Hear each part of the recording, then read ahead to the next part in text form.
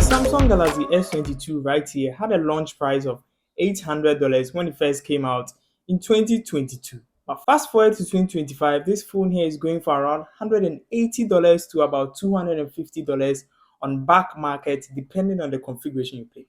So the big question is this phone worth your money in 2025? Let's talk about it. I always consider a 6.1-inch phone to be the perfect size for me personally. I have medium to large palm, so having a 6.1-inch phone in these hands feel just right for me. On the Samsung Galaxy S22, we actually have an aluminum frame. We have rounded edges on the corners, but then when we look at the flat side of the phone, it's quite sharp and sometimes it does cut into my palm. But that is not much of a problem since this phone is actually lightweight and weighs in about 168 grams. It's not too heavy, and as a result of that, the flat sides don't really cut deep into your palm, so that's a good thing to know. We have Gorilla Glass protection, which is Gorilla Glass Victus Plus on both the front and the rear. Speaking about the rear glass, we actually have frosted glass on the back of the S22, and this means no fingerprint smudges or grease on the back of your phone. And this is actually a premium phone. I mean, coming from an S series Samsung, we should be expecting the best and nothing less than that.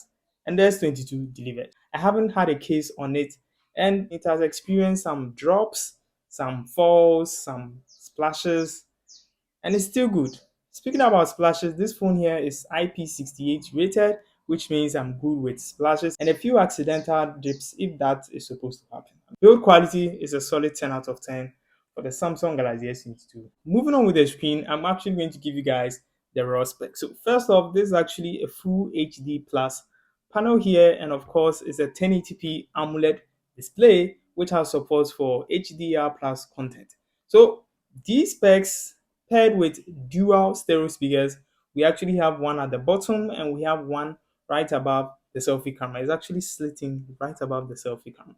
So when we compared a very good spec sheet from the screen to dual stereo speakers, this should actually tell you content consumption on the S22 here is top notch. So with the AMOLED display, we have true blacks, colors really pop and they are very, very vibrant.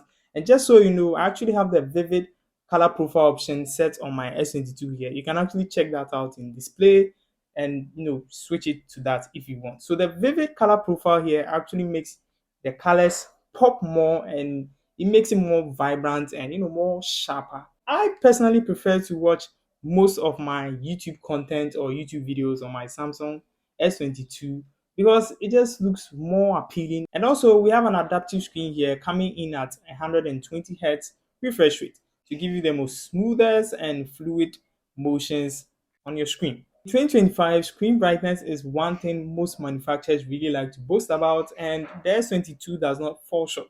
It has a peak brightness of 1300 nits, and using this phone outdoors has no issues. You can actually see everything and use it quite well outdoors. Looking at the build so far, looking at the screen, looking at the chassis, and what this phone offers in terms of build quality, it holds up very well in 2025 and beats out most phones, especially at the price for which it's going for in 2025.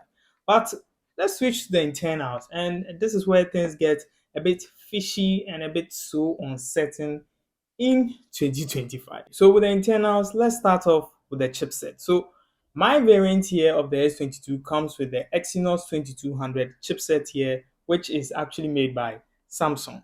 This is paired with 8 gigs of RAM, fast LPDDR5 RAM, and trust me, about 90% of the things you do here is no issue for the Exynos chipset here. I mean, I play PUBG at highest frame rate and high and max settings, and it just runs through it with no problem. Personally, I'm not much of a gamer. I rarely play PUBG, but mostly I play Brawl Stars, and I have no issues with it whatsoever. When it comes to browsing, making phone calls, watching 4K videos, and I render most of my thumbnail images with the S22 here, and it just runs through it super fast, no issues, scrolling through apps, opening multiple apps. Yes, so in 2025, 8 gigs of RAM might seem small, but trust me, that is more than enough for 90% of the things you do on your everyday task and everyday workload. The Exynos chipset can do it and do more.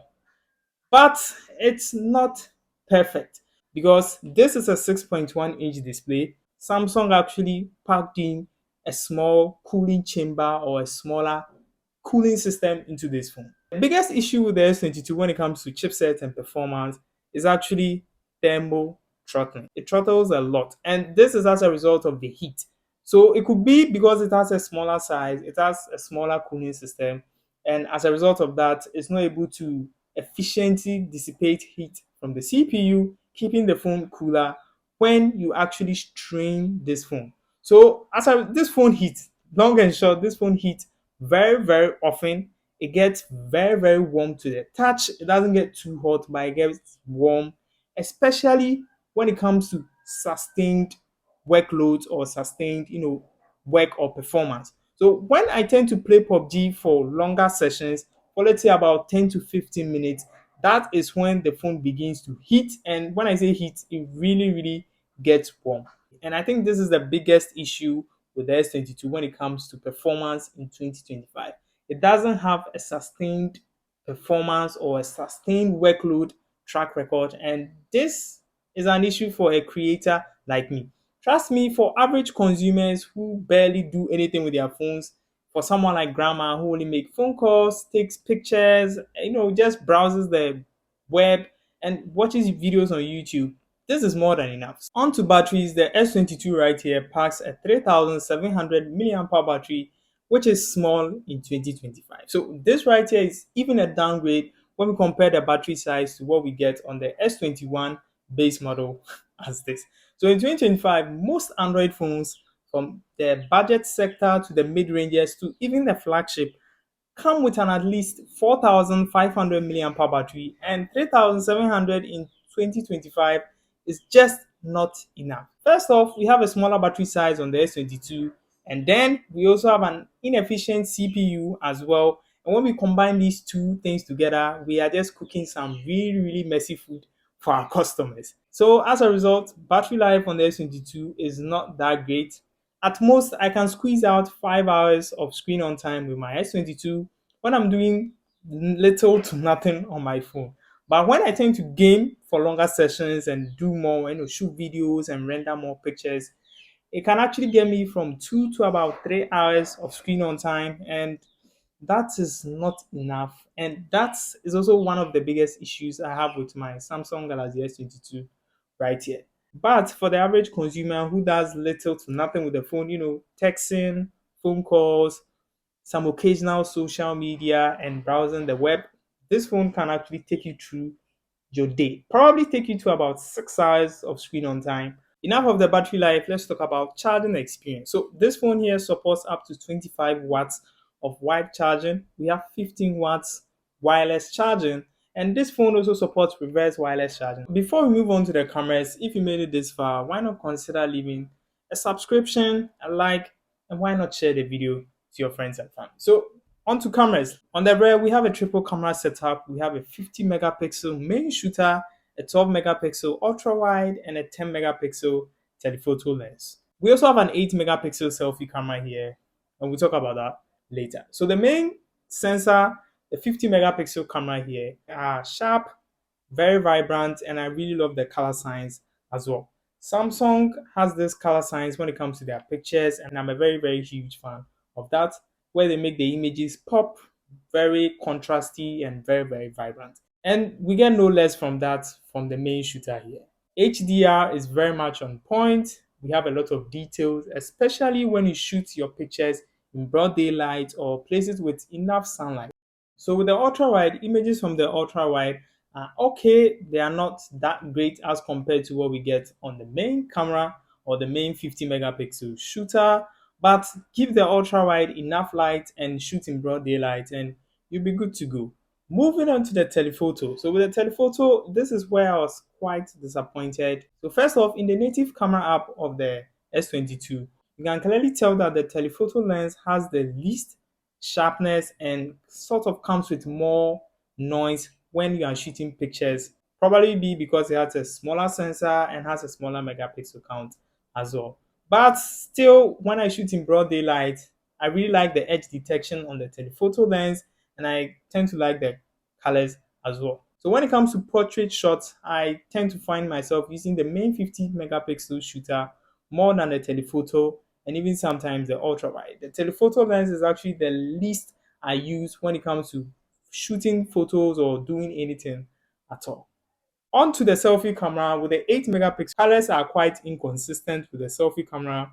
HDR is not that great on the selfie camera as well. But hey, who am I to complain?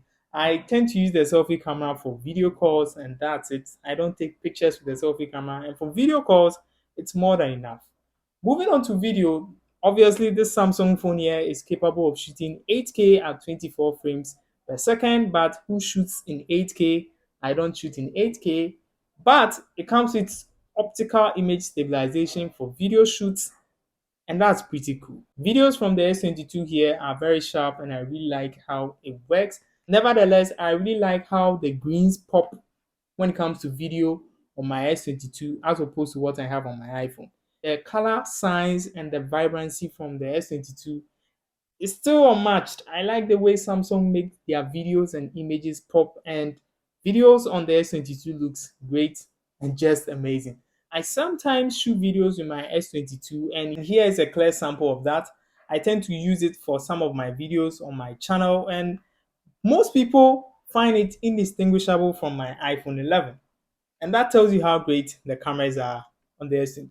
And no panic, I just got one UI7 on my S22 here. So no one is actually missing out on the AI features and all the AI buzz that's going on in 2025. This phone can still run pretty well with one UI7 without any issues at all. And we are guaranteed to get a few more security patches and probably one last major OS update on the S22. So if OS is a problem for you, just know you probably have an extra year down the line and you shouldn't be worried about that. And you are not missing out on any major AI features on the S22.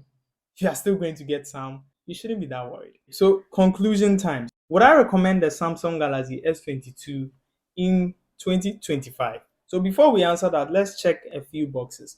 So, first off, looking at the price range of the S22, as I said, you can pick this up for around $180 to about $250 on the refurbished or back market, which this price is really, really amazing. Such a cool deal for a Samsung flagship from 2022.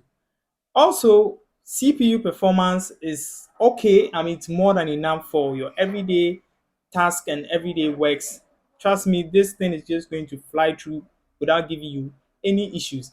But for that specific 10% where you tend to strain the CPU or try to do heavy tasks for a sustained period of time, I might not recommend the Samsung Galaxy S22 for you. So the biggest issue with the Samsung Galaxy S22 in 2025 is actually the battery life and the battery experience. I mean, a 3700 milliamp hour battery in 2025 paired with an inefficient CPU gives you a very, very terrible battery life and battery experience. And if battery life is a huge pillar for you when getting a refurbished phone or a used phone, then I'd recommend the Samsung Galaxy S22 Plus.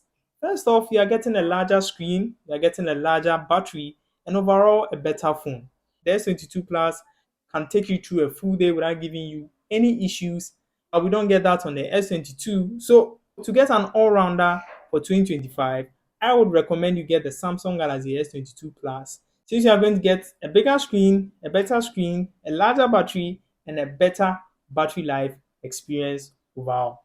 I'm going to leave Amazon affiliate links in the description if you want to get the S22 Plus for yourself or for a loved one or for a friend. So, to sum it up, don't get the S22 in 2025 if battery life is your biggest factor or biggest pillar. Instead, get the S22 Plus if you are so much concerned with your battery life and your battery experience on Samsung. This is my review, my experience, and my thoughts on the Samsung Galaxy S22. And this is how I'd recommend it to someone or anyone in 2025. I almost forgot to have a full 30-day series with my Samsung Galaxy S22 here, where I talk about my daily experience, my daily ups and downs with this phone here. And I also leave a link to that 30-day series down in the description. You can check it out. I really packed a lot of information in there. And I mean, since this is a review, I can't really put everything at a go in one single video. And I'll see you guys in another video.